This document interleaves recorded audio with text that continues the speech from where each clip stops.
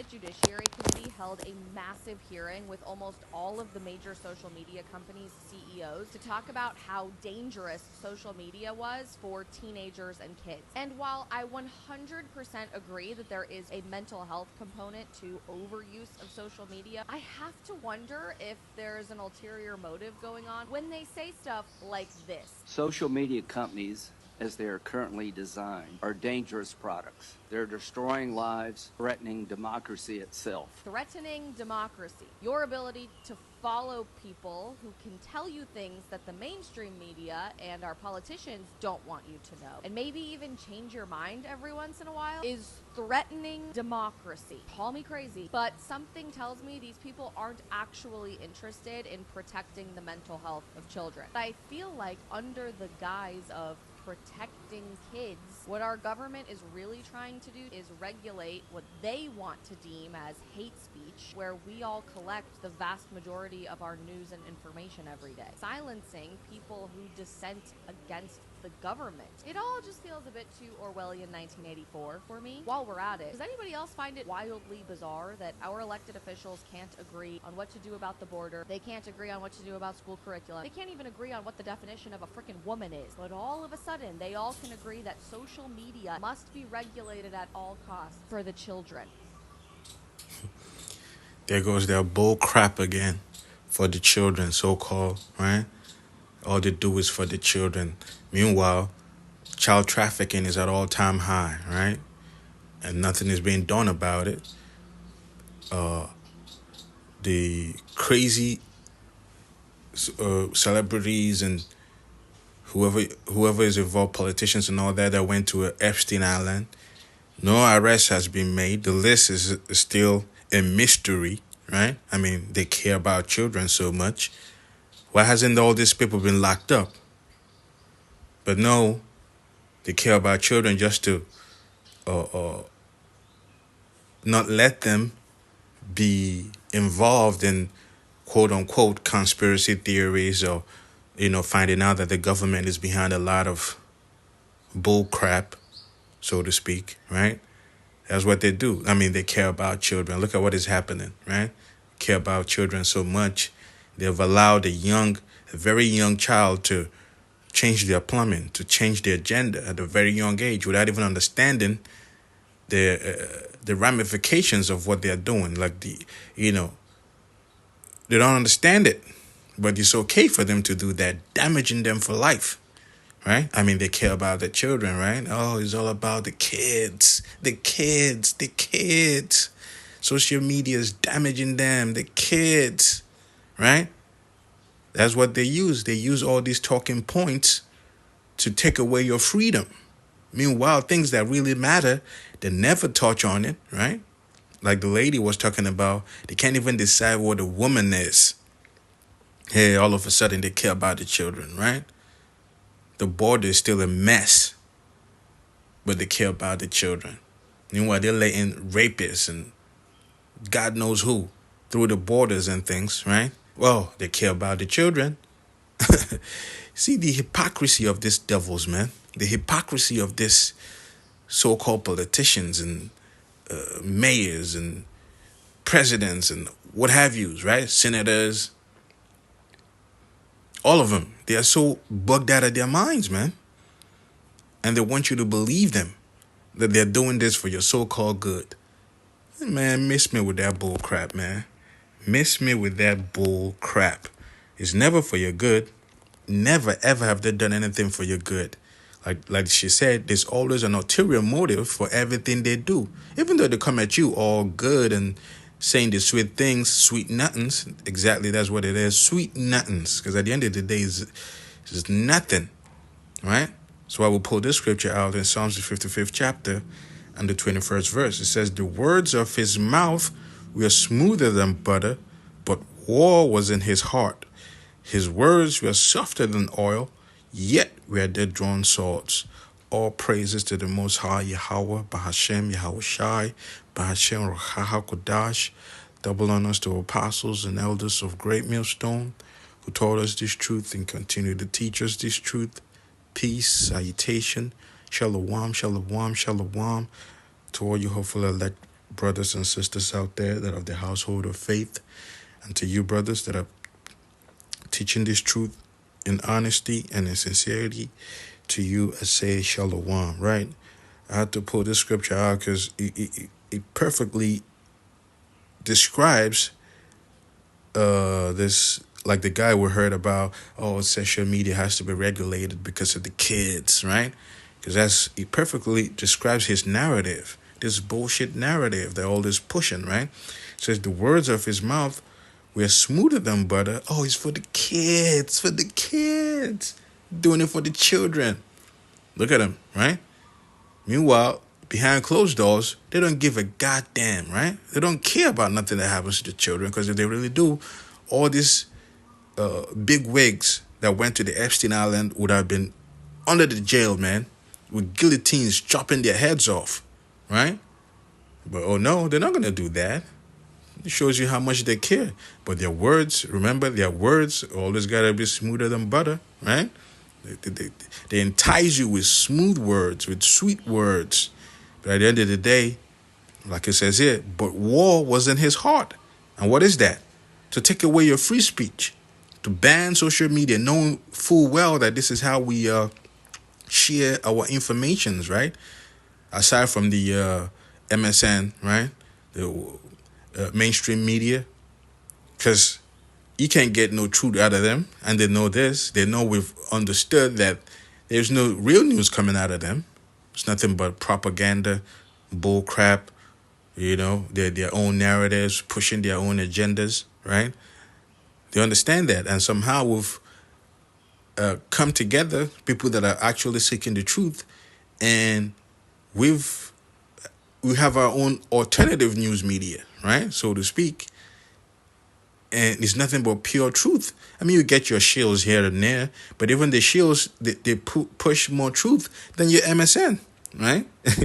So that's crazy. And it doesn't take long for you to figure out who the shills are, right? Because there are particular things they don't touch on, right? They will never touch on the small hats and the hook nose that run everything, right? They never touch on that, with a whole lot of other things, right? But that just being one main point. So it's easy for you to, like I said, if you want to know who rules the world, you have to understand who you can talk about. So the shills will never, ever really pinpoint you to the root of the matter, right? So even them, they have more news than the so-called mainstream news media. You see? And they know we found this out because we don't even go to them for anything, right? No more. So now they have to regulate how we find our truth, how we share this truth. Because not only the truthers, right, even the regular people out there, the regular Joes out there, every now and again, they run into all these conspiracy theories and they, kind of like connect the dots and be like, oh shit, right? You see what I'm saying? Even the regular people out there. Because one thing about truth is truth. You see? Once you're presented with truth, you can't see for anything else but the truth. I mean, you can try to deny it. You can try to rebuttal it and, because you don't want to lose your comfort zone, so to speak. But one thing you're not going to do is try to say that is not the truth, right? I mean, you can deny it, but you cannot say this is not truth because there's no way for you to prove it is not truth. You see what I'm saying? It says, his words were softer than oil, yet were they drawn swords. Very soon the thought police, like she mentioned about the, what is it? Oh, man. This movie, George Orwell, right? The Orwellian, 1984. Excuse me. That's the name of the movie. If you haven't checked it out. And it has a book also, but a lot of people would rather watch movies than read the book, right? But, you can check the movie out. They had a thought police. That's exactly what it is. They're trying to leave, dwell in your mind. That's what the government is. Government means mind control. So they're trying to control your mind to the point where anything they feed you, you just believe it. There's no alternative anything, right? You cannot dissent anything.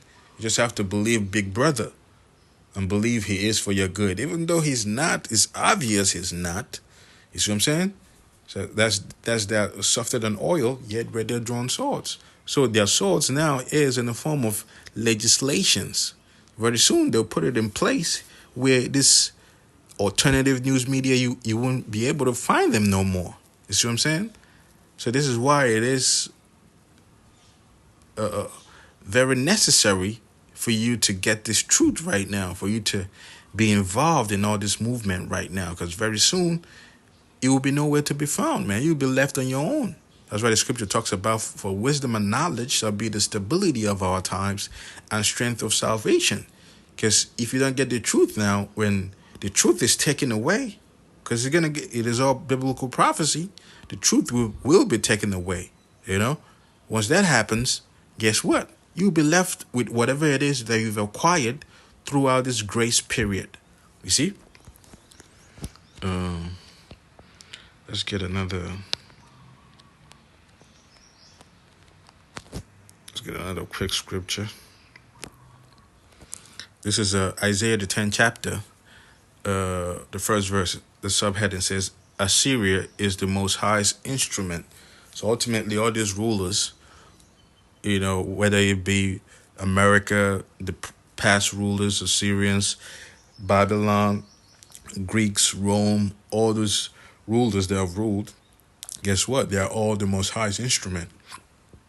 Because we are all like a puppet in the hands of the puppet master. And the real puppet master, the real director, is the God of the Bible, whose name is Yahweh. And his only begotten son's name is Yahweh Shai. You have to come to terms with that. And if you don't, hey, that's your prerogative. It says the first verse, woe unto them that decree unrighteous decrees and that write grievousness which they have prescribed. That's exactly what it is. Through how? Their legislations, right? Their draconian measures, right? That's how they decree unrighteous decree. Because we are supposed to have free speech to be able to say what we want to say, right? It's left for the individual to decipher it and figure out what to believe or what not to believe, right? I mean, in their news, they say anything they want to say, right? They say anything they want to say. They don't care about the repercussions or whatever, right? They put it out there. See? But now we can't do it, right? We can't do it. You see? That is them writing that unrighteous decrees, telling you can't do this, telling you you can't go into the Bible and bring out prophecies and bring out things that are in the Bible that are condemned. Case in point, pushing the alphabet lifestyle, right? It is condemned in the Bible. But if you try to go in and do that, they have legislation put in place for you not to do that. They call it hate speech. They call it discrimination. They call it this and that, the other. But it's all written in the scriptures, right? Tell you, in God we trust. What God are you talking about? Apparently, it's not the God of the Bible, right?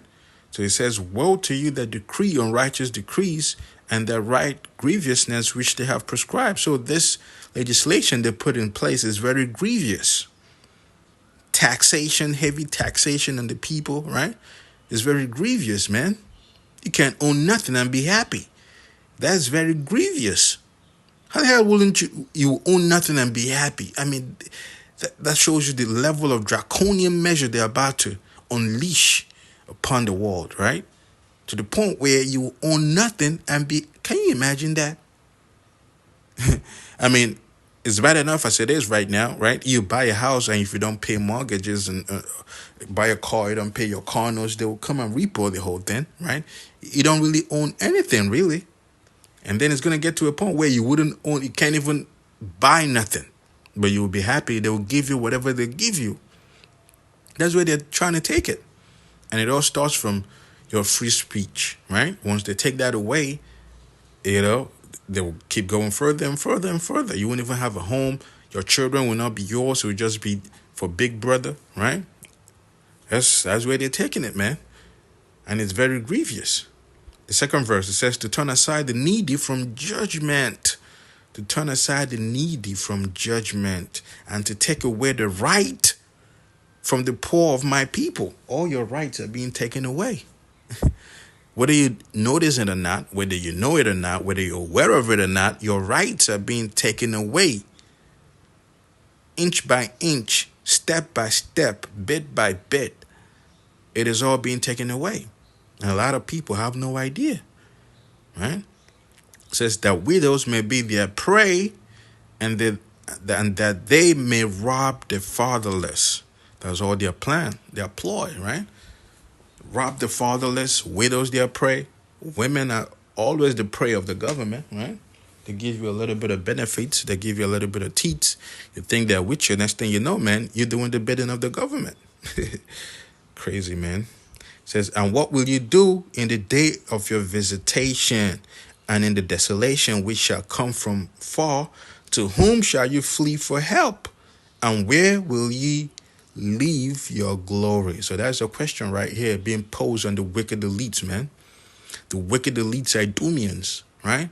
What will you do when finally all the hell you've put people through, what will you do when all that hell is being put on you? When the time of your visitation, when it's time for you to pay the piper, what are you going to do? Who are you going to flee to? You can't flee to nobody. You don't believe in the God of the Bible any damn way, right? You believe in Satan. Well, I hate to break it to you, but Satan, the spiritual demon Satan, guess who he works for? He works for the God of the Bible because he also is the Son of God. Believe it or not. It tells you that in the book of Job, right? So that's what it is. So there's nobody for you to run to. You are the ones in power right now, you see? So when your power is taken, who are you going to run to? Who are you going to call for help? You see what I'm saying? So very soon they will be visited and they will be made desolate and they will be judged accordingly for all they've done, right? For all they've done and all they keep doing, right? So with that, all praises to the Most High Yahweh, Bahashem, Yahweh Shai, Bahashem, Ruach HaKodash. Double honors to apostles and elders of Great Millstone. See you next time, Lord willing. Shalom. Shalom.